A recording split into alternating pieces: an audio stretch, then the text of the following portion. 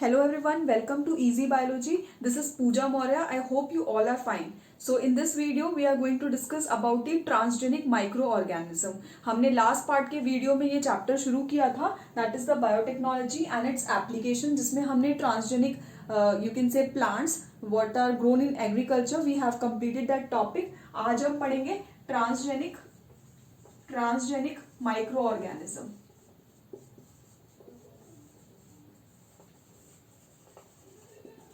Transgenic micro organism मतलब हमने biotechnology को यूज करके बहुत सारे माइक्रो ऑर्गेनिजम्स में भी जेनेटिक मेकअप में चेंज करके we have produce it for our own purpose. तो उसके बारे में हम डिस्कस करने जा रहे हैं. पहला है हमारा crop protection and management. Crop protection and production you can से. तो इसमें हम क्या बात करेंगे कि क्रॉप को प्रोटेक्ट करने के लिए एंड क्रॉप की प्रोडक्शन को बढ़ाने के लिए हमने कौन कौन से माइक्रो ऑर्गेनिजम्स को यूज करके we have make changes in them. ठीक है, इसकी बात करेंगे. तो सबसे पहले जो हमने जिसमें चेंजेस किए हैं that is the bacillus bacteria. ठीक है, बैक्टीरिया है जिसमें हमने मॉडिफिकेशन की है. अब ये कौन से बैक्टीरिया हैं, विल डिस्कस इट फर्स्ट. सबसे पहले है हमारा यहाँ पर इंसेक्ट. इंसेक्ट के अंदर हमने डिस्कस किया था ये, जैसे बीटी कॉटन हमने बनाया था. तो बीटी कॉटन एंडोटॉक्सिन्स जो रिलीज कर रहे थे, इंसेक्टिसाइडल प्रोटीन्स, उसकी वजह say that pest resistant plant was prepared, insect resistant plant, जिसमें हमने बैक्टीरिया को मॉडिफाई किया था and that bacteria was bacillus thuringiensis. ठीक है, इससे क्या हुआ था, क्रॉप का प्रोटेक्शन हो गया था. क्रॉप का प्रोटेक्शन हो गया था. अब नेक्स्ट हम डिस्कस करेंगे बैक्टीरिया के अलावा we have you can say fungal disease. Fungal disease, तो फंगल डिजीज में जो प्रोटेक्शन हुआ है that is by the chitinase enzyme. Chitinase enzyme, तो काइटिनेज एंजाइम के वजह से भी you can say fungal disease जो है वो प्रोटेक्ट हुई है. फिर उसके बाद हम पढ़ेंगे antibiotic, production of antibiotic. Antibiotic genes भी हमने इसमें प्रोड्यूस की है यूजिंग दी ट्रांसजेनिक. ठीक है, यूजिंग दी बायोटेक्नोलॉजी. इसमें हमने क्या किया है, this will produce a toxin. ठीक है, एंटीबायोटिक्स भी प्रिपेयर किए हैं जो कि एक टॉक्सिन रिलीज करेंगे और ये टॉक्सिन से वो पैथोजन किल हो जाएगा. ठीक है, तो इसमें भी हमने बायोटेक्नोलॉजिकल एप्लीकेशंस पढ़ी हैं. अब जैसे हमने लेग्यूमिनस प्लांट्स आप सब लोगों ने पढ़ा होगा. लेग्यूमिनस प्लांट्स में क्या होता है, उनके रूट्स में रूट के नोड्यूल्स में नाइट्रोजन फिक्सिंग बैक्टीरियाज होते हैं. तो ये जो नाइट्रोजन फिक्सिंग बैक्टीरियाज होते हैं ये NIF जीन्स होते हैं. ठीक है, दीज आर NIF जीन्स. तो इन NIF जीन्स को भी हम ट्रांसफर करके वी कैन प्रिपेयर और we can make any other plant which is not leguminous, उनको भी हम नाइट्रोजन फिक्सिंग वाली कैपेसिटी दिला सकते हैं यूजिंग बायोटेक्नोलॉजी. ठीक है, this is all under the crop production and protection. Okay, crop production and protection. तो नेक्स्ट इसकी हम बात करेंगे that is here you can से biodegradation of xenobiotics. Biodegradation of xenobiotics and toxic waste.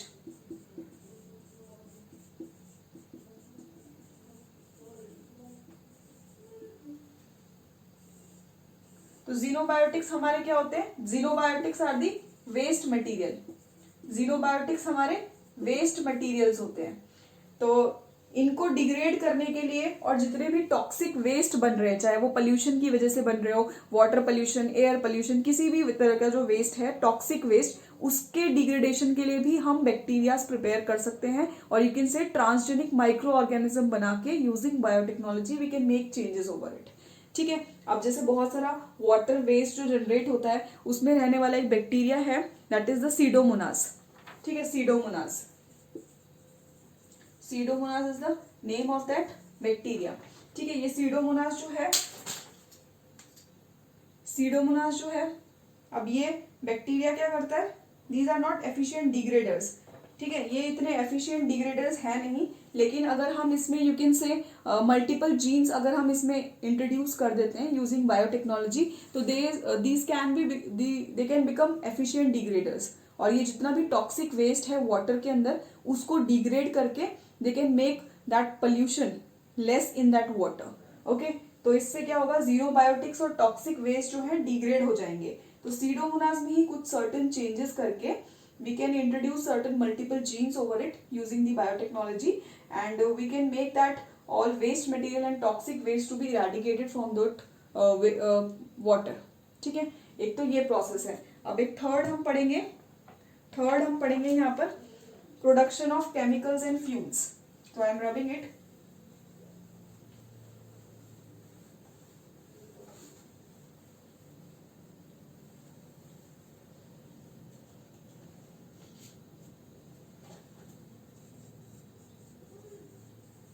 Production of chemicals and fuels. ठीक है, अब बहुत सारे केमिकल्स और फ्यूल्स भी हम बना सकते हैं यूजिंग बायोटेक्नोलॉजी. लेट्स से कि हमें अमीनो एसिड बनाने हैं, तो अमीनो एसिड के लिए we can use bacteria.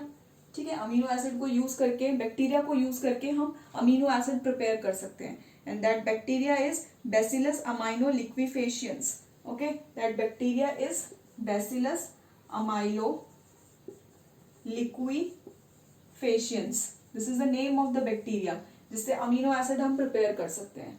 And the next bacteria is Lactobacillus कैसी.